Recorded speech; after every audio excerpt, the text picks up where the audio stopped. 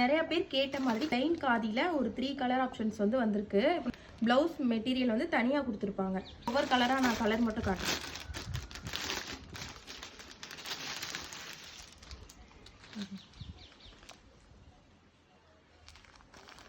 உங்களுக்கு கம்ப்ளீட்டாக பிளைனாக தான் இருக்கும். காதி காட்டன் கூடவே இந்த மாதிரி ஒரு ப்ளவுஸ் வரும்.